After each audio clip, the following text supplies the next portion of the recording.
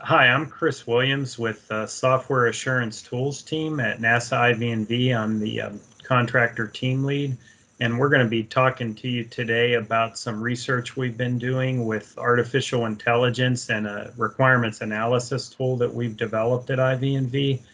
So we'll go through some brief slides and then a walkthrough demo that really makes it kind of real what we've tried to apply with this technology. So again, we're going to be talking about taking artificial intelligence technology and putting it into a requirement analysis tool that we developed at IV&V. Some of the goals and benefits that we proposed when we first came up with this research idea was that, we have analysts within the IVV program that they look at the different missions across NASA, flight software, ground software, and we wanted to help them be more efficient and prioritize their analysis when they're looking at requirements and potentially other types of development artifacts. And so, having a prediction model that comes out of this that could help them prioritize the ones that might be more problematic when they're doing their review was a definite focus of what we were trying to accomplish here. And taking that research itself and integrating it right into our analysis toolset, ATS, that we have within use within the program, so they can, in their day-to-day work, actually take advantage of these things. And there's knowledge that can be gained out of this and has been for, even like natural language processing is something that's relevant and part of this too, that can be utilized in certain cases, or a hybrid approach of that and machine learning. So the work that we've done to date, and you will see, some of this in practice within the walkthrough and demonstration here in a little bit, that shows some of this, but we did look at all of the prior relevant research that we had done within the program and elsewhere. So, there we have issues that get tracked within the program against software, and so there was some looking at the description text versus how those were dispositioned. There were research papers out there about software requirements. So, and there's a COTS tool that we had looked at, InnoSlate. And one of the key reasons we did what we did or proposed this is our ATS tool has a lot of requirements, many thousands from different NASA missions, and a lot of our analyst assessments against those requirements to help us be able to put together training models and support the research we're doing. So we took that requirement analysis data and we put it through different machine learning algorithms. The scikit-learn machine learning library, this Python-based open source library, was the one we ultimately settled on. And Michael Lemasters, our technical lead, will talk through in the demo some more details here. But we were seeing some pretty good initial results there, and getting that into the 90+% with some tweaking of prediction accuracy. And there are things you encounter with potentially overfitting of data from just a couple of projects or missions that may have more of the data in our data set. So that's a common thing I think you encounter with the machine learning approaches. So and then also the kind of regular retraining of the model with new data. These are ways to help mitigate that. And Michael will talk about some things that we have done or that we are putting in place to help deal with that in the future. So, and we did evaluate both scikit-learn and Facebook has a fast text machine learning library that is also of interest, and kind of looked at those and still determined, for some of the reasons cited there, that scikit-learn is Python based. It seems to have a lot of wide community support. They're comparable in their performance, and we just felt that was a good thing to do. We did have an intern develop a script, a separate script that was sort of a weak words or phrases list, that kind of complementary approach to the machine learning, a little bit more of a natural language processing or parsing type approach in a sense. And Tim Crumley, the software assurance tech fellow, had given us an initial set of words for that. But Michael will show how some of that got integrated into the tool. And so we started with the unambiguous quality assessment that our analysts do within our ATS tool and use that to be the real focus of what we tried to integrate in and do a training model against. And Michael will talk through that more, the specifics and how that looks within the tool. And then a retraining approach, as I said earlier, that's something that is being put in place. So, and then we took that script and took it a little further with a true integration that's complementary within the tool there that Michael will also show how that looks and would act day to day with someone who's trying to use the ATS tool and get some help with prioritization and efficiency as they're reviewing requirements and supporting their analysis. So now we're at the point where, like I said, Michael, as our technical lead, he'll introduce himself and go through a live demonstration of our in-progress work and some of the things in more detail that I just talked through at a higher level overview there. Hi, I'm Michael Lemasters. I'm a technical lead on the software assurance tools team at NASA IV&V, a technical lead for ATS. I'm going to be walking through a little bit of the machine learning augmenting ATS research that we've been doing. All right, so I'm going to start out with a quick intro to ATS. ATS is the analysis tool set. It's a tool that we've been developing on our team at NASA IV&V, and it's what I have currently up on the screen.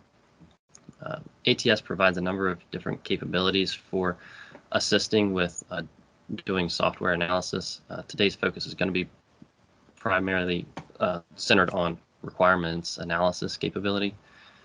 ATS can parse requirements documents from a number of different file formats, and once imported, they all get presented to the user in a consistent view, like what's on the screen now, regardless of the original file format. So I've already imported a couple of examples, and to show here, each row in the table at the top represents a single requirement from that document. You can click on a row and it will load that requirement's details in the bottom left-hand side in an easier to read format.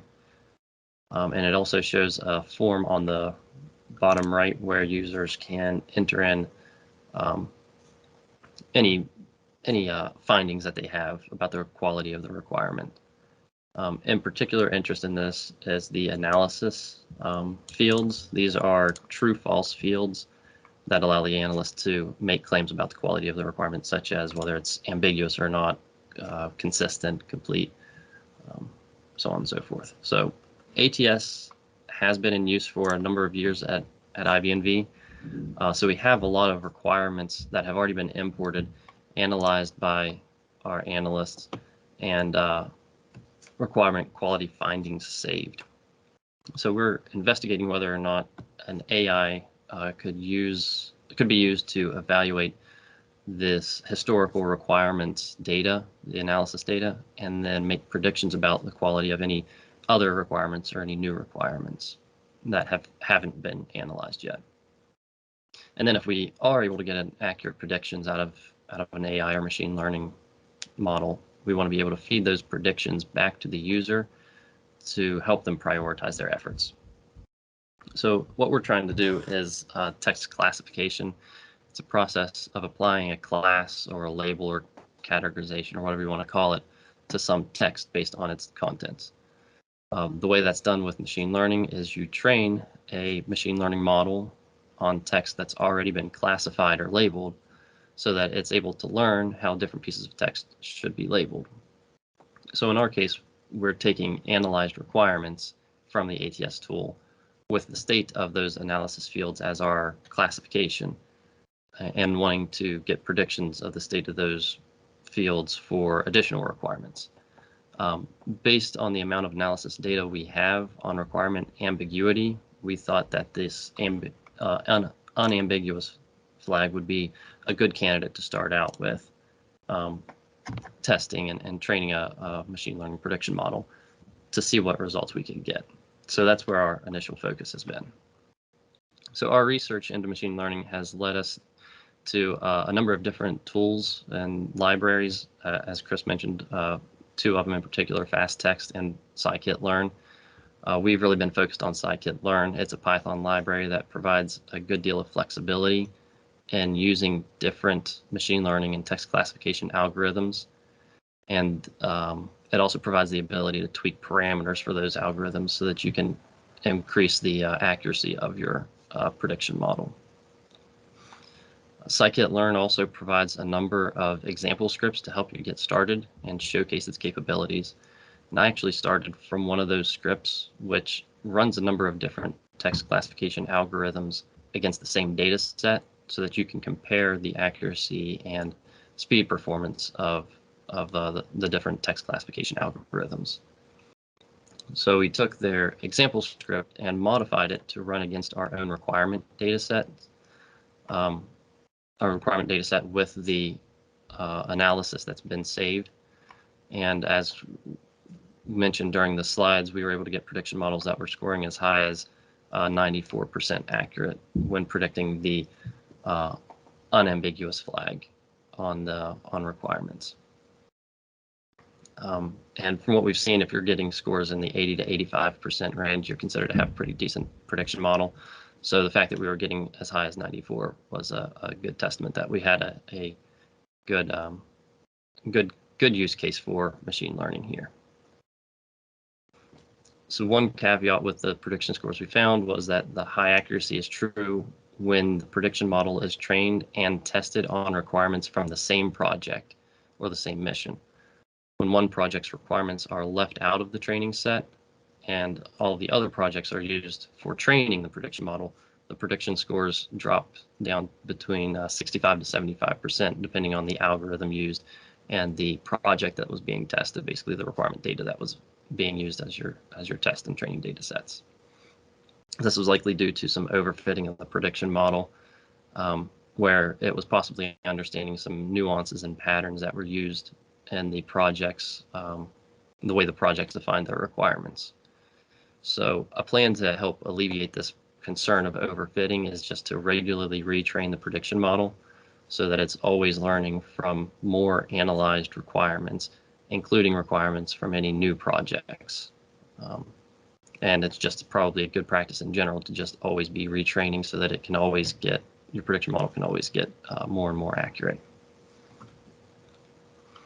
So from those results, we picked out picked an algorithm that was giving good results and good performance, and we used that to train a machine learning model to make predictions for requirements and then for eventual integration within the tool. So I'm going to switch over now to a Python script. All right, so what I've done here is I've taken this requirement text from an example requirements document from ATS. It's all of the text out of these requirements here, just copied and pasted them into a Python script into this list. And this SK class is a very simple Python script, but the SK class is kind of a wrapper and abstracts away all of the integration or interaction with scikit-learn. So all this script is really doing is getting an instance of that wrapper class.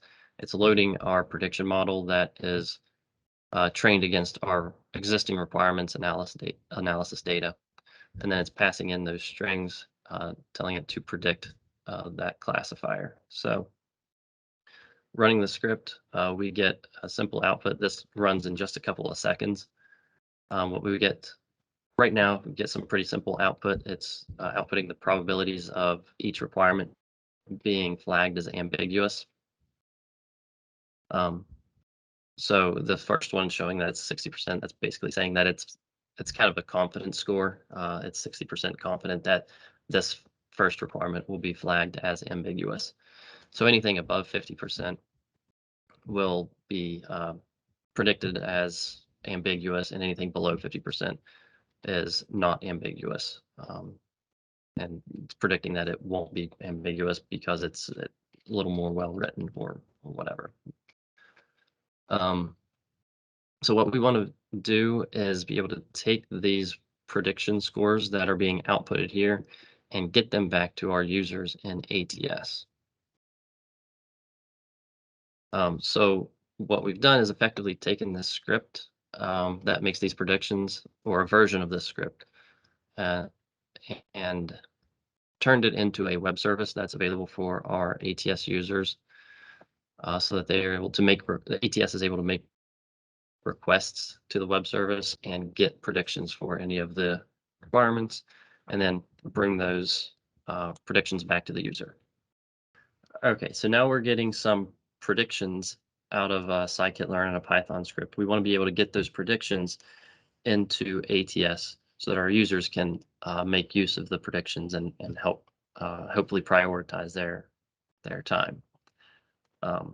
Where we do that is this additional column here, this one with the blue background that we have named the unambiguous analysis priority.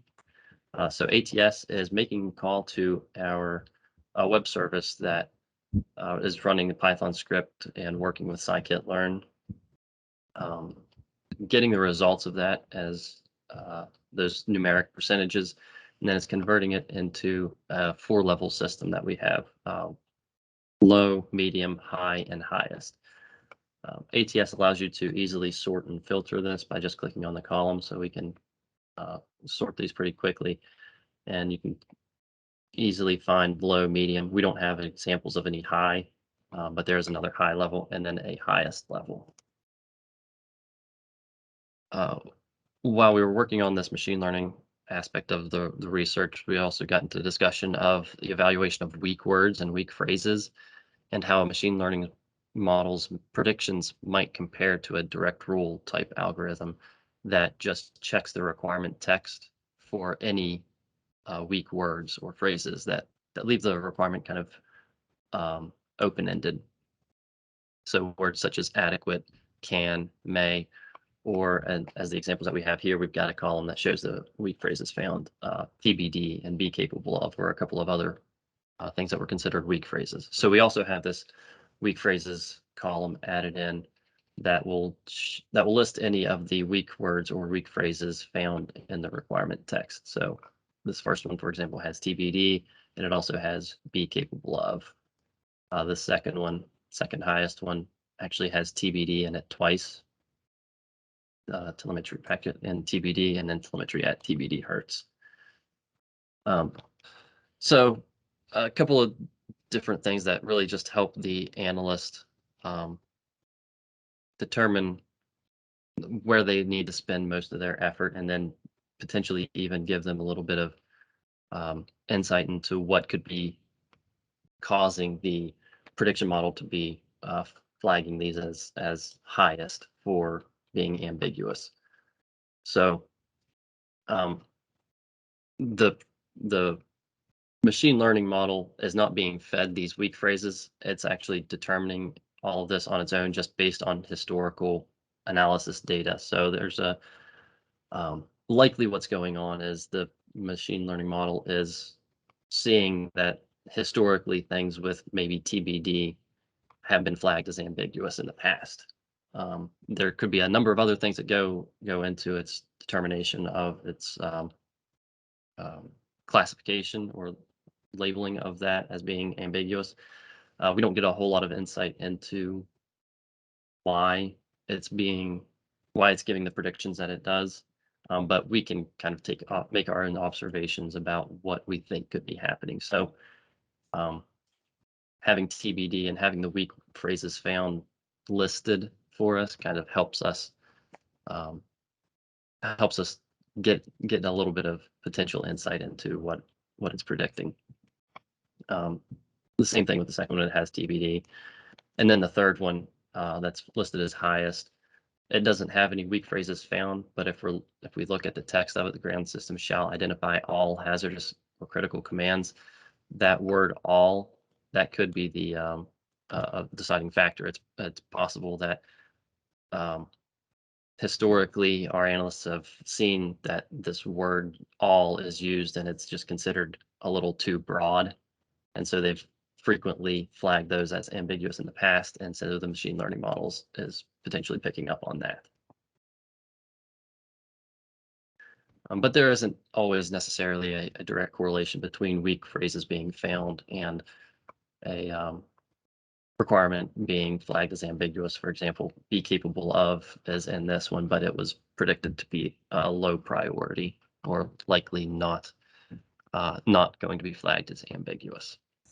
Yeah, I think, Michael, the only couple closing thoughts I might have here that some ideas we have for potential follow-on work would be, we've got this tool we developed, ATS, over a number of years, and it's used within the IV&V program.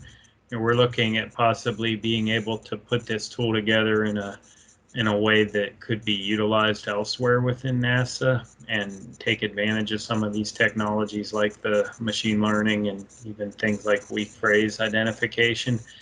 And then even, the natural language processing type of an approach that isn't just the machine learning.